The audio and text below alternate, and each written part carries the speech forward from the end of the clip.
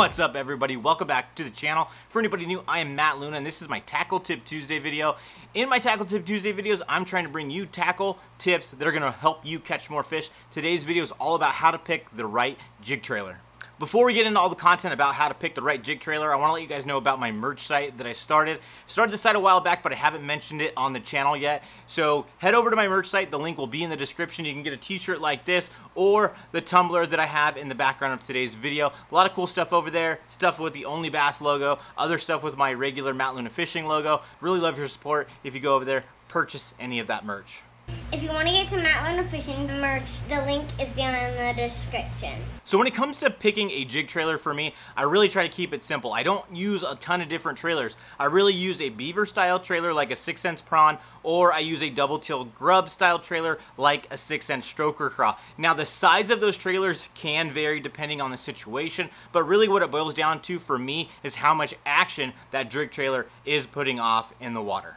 The activity level of the fish is really what's going to dictate which one of those baits I choose. Sometimes it's trial and error where you have to put one on. If you don't get bit, you got to put another one on and see what happens. But a lot of times, if it's winter time or something like that, it's where I'm going to go with a trailer that doesn't have as much action, and that's where those beaver style trailers like the 6-inch Prawn come into play. Now, if it's summertime, springtime, where those fish are a little bit more active, then you're going to want a trailer that's a little bit more active, and that's where the 6-inch stroker craw is going to come into play.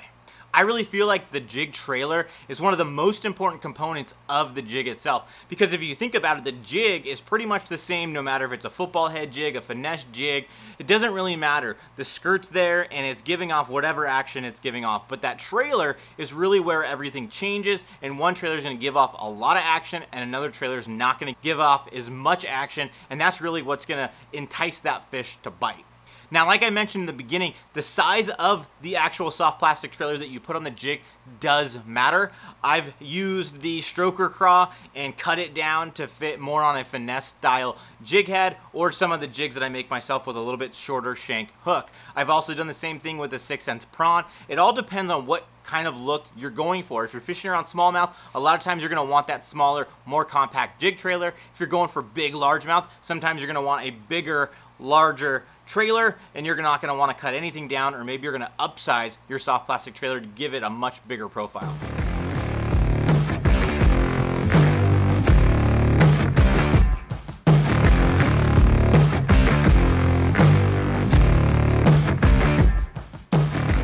No matter what jig trailer you decide to go with, don't be afraid to switch it up. I like to keep my colors pretty much the same, but what I really like to mix up is the style, whether it's that double tail grub style trailer like the 6-inch stroker craw, or the beaver style trailer with that prawn. Now there's occasions where I might go outside of that, but that's really my two basic jig trailers. I pretty much have black and blue and green pumpkin colors, because that's 99% of the time what I'm going to be throwing. I'm going to be using those green pumpkin colors in clear water, and I'm going to be using those black and blue style colors in dirtier water. Now, it doesn't matter if you're using a football jig, a structure jig, a finesse jig, a pitching and flipping jig, or even something like a wobblehead. The action of the soft plastic trailer that you're putting on that jig makes a huge difference, and really, in my opinion, it's one of the most important factors of your jig.